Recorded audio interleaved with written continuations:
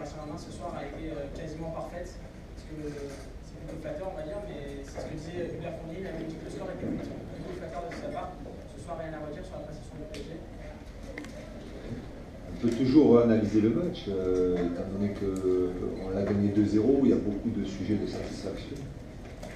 Notamment le fait de s'être créé quand même beaucoup de situations de but, d'en avoir marqué 2. Je pense qu'on aurait pu vraiment cet après-midi en marquer beaucoup plus. Pratiquement rien concédé à l'adversaire, une maîtrise quasi totale du jeu. Donc, oui, effectivement. Sur ce match-là, on a tout lieu d'être satisfait et dans tous les compartiments de jeu, il y a des satisfactions individuelles et collectives. Donc, ça a été une bonne après-midi pour nous. Important tout de suite de marquer les esprits, de montrer que Paris gagne et ne va rien laisser aux autres, enfin ne veut rien laisser aux autres. Il ne veut rien laisser aux autres, ça va lui faire plaisir, vous allez faire des titres là-dessus. Mais nous, on joue les matchs pour les gagner, quelle que soit la compétition. On sait très bien que l'adversaire, quelquefois, nous pose des problèmes, mais même arrive à nous battre, puisque l'année dernière, on a concédé 3 défaites au championnat, si mes souvenirs sont bons. Donc voilà, il faut essayer de vouloir vraiment progresser. Moi, ce qui me plaît beaucoup, c'est que depuis un certain temps, et notamment cette reprise-là, durant les matchs amicaux de prestige que nous avons fait, collectivement, on sent quand même un bloc qui veut jouer très haut. C'est la façon dont on veut jouer, c'est la façon dont j'aime jouer, et apparemment que les joueurs aiment aussi jouer. Donc en faisant ça, même s'il y a des équipes qui nous poseront des problèmes bien sûr en rencontre, ou qui arriveront à nous mettre en danger, je pense que c'est la meilleure façon d'imposer son jeu à l'adversaire. Donc voilà, s'il y a une marque collective à faire, c'est celle-ci. Dès qu'on perd le ballon, on essaie de le récupérer assez vite, on joue très haut. À travailler durant toute l'année parce que je pense que c'est la vérité. Surtout notre jeu demande cette attitude. Et si on a cette attitude, on pourra justement mettre notre jeu en place facilement. Depuis 2009, le trophée des champions est disputé en terrain neutre. Cependant, lorsqu'on regardait les estrades aujourd'hui, c'était tout sauf un terrain neutre. Je pense que vous avez sûrement réalisé durant la rencontre que Paris Saint-Germain avait beaucoup plus de partisans dans les estrades. Êtes-vous surpris de ça, d'avoir autant de partisans à Montréal? Écoutez, ça fait plutôt plaisir. On a joué dans des stades américains où c'était pas tout à fait le même cas, puisqu'on a joué contre des équipes où il y avait beaucoup plus de supporters. Je pense notamment à Chelsea et à Manchester United. Voilà, le club grandit, augmente son nombre de fans à travers l'Europe aussi, mais aussi à travers le monde. Et puis n'oublions pas que quand même, ici, même si on est un terrain neutre, il y a beaucoup de francophones. Donc apparemment, ils avaient fait le choix de supporter le Paris Saint-Germain. C'est bien pour nous. Écoutez, moi ce que je vois, c'est que le stade était plein, il y a eu pas mal d'ambiance. Je pense que les spectateurs s'attendaient peut-être à un match un peu plus spectaculaire, mais globalement, les gens m'ont paru satisfaits du match. Donc, s'il faut revenir, on reviendra avec plaisir. Moi, ça fait 2 fois que je viens ici et 2 fois qu'on gagne. Donc, s'il faut revenir une 3e fois, on reviendra. Zlatan a été touché au genou, Laurent, en première période. C'est quoi exactement C'est un coup, c'est un gros coup sur le genou.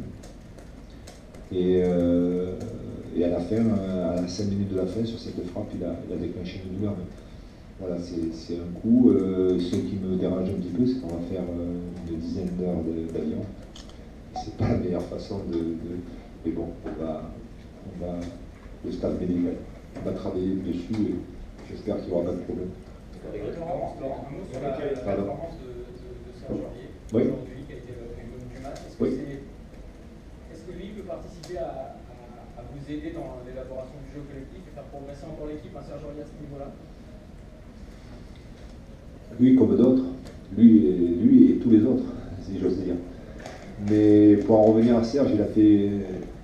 N'oublions pas aussi que Serge est arrivé le 6, puisque, comme vous le savez, il n'est pas allé avec sa sélection, donc il a repris dans les premiers joueurs, et notamment donc, le 6 juillet, cette date. Il a fait une très très bonne préparation. Il a pratiquement sauté aucun entraînement, il est arrivé motivé, il avait déjà travaillé un petit peu au Qatar individuellement.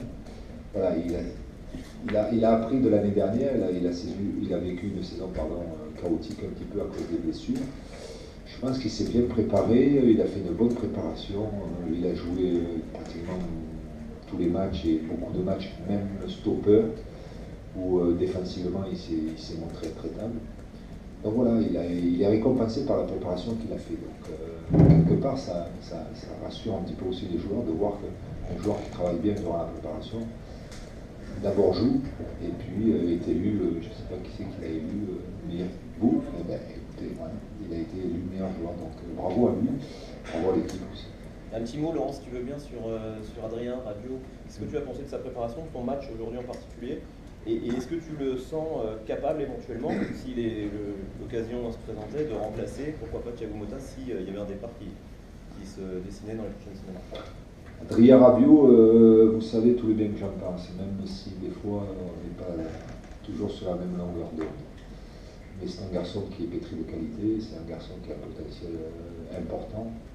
C'est un garçon qui a commencé à faire un travail spécifique au niveau du développement un petit peu physique. Et on peut s'apercevoir que pour jouer justement à ce poste-là, il faut quand même physiquement être un petit peu plus solide que ce qu'il était il y a quelques mois. Et moi je dis que c'est un garçon qui peut jouer aux trois postes. Aux trois postes. Il peut jouer demi-défensif, il peut jouer box-to-box, il peut même jouer un petit peu plus avancé. Il a une frappe de balle, il commence à prendre confiance à sa frappe de balle. Voilà, il a tout. Donc à nous de lui permettre d'exploiter tout ce potentiel. Comme vous le savez, il y a des joueurs aussi de grande place dans ce secteur de jeu-là. Il va falloir se battre pour lui, mais c'est bien qu'il réalise ce genre de performance. Donc un bon point pour lui.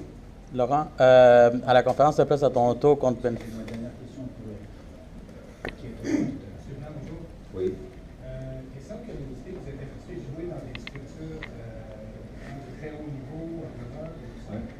Là, vous arrivez dans des structures qui sont assez nouvelles, dans la MLS, et tout ça. Quelles sont vos impressions sur les installations de l'Impact, terrain pratique et tout ça? Ben écoutez, je peux vous dire qu'elles ont vraiment très progressé. Puisque j'ai vu les installations de l'Impact en 2009. Donc il n'y a qu'à voir le stade. Le stade a je pense, et le résumé de la progression de l'Impact de Montréal. J'y étais venu en 2009, il y avait 3 000 4 000 personnes. C'était un tout petit stade. On avait fait un match amical d'ailleurs contre l'Impact de Montréal. Nous avions gagné 2-0. Donc voilà, le club est en train de se développer. J'ai rencontré le président que j'ai félicité parce que voilà, il est en train de monter un grand club ici à Montréal qui participe au championnat MLS. Le championnat MLS qui commence à prendre vraiment de l'importance. Et je pense que si le continent américain veut vraiment installer le football comme un sport majeur, ils vont réussir. J'espère que ça sera le cas. Vous voyez le jour dans quelques années? Moi? Pourquoi pas? Tant que joueur, non? Non, ça c'est sûr. Mais oui, pourquoi pas, ça serait un challenge intéressant. Et surtout, un mode de vie, un mode de fonctionnement totalement différent que ce que l'on connaît à Europe. Donc oui, ça pourrait m'intéresser. Mais j'ai encore des choses à faire avec le Paris Saint-Germain, j'espère. Merci, au revoir. Merci.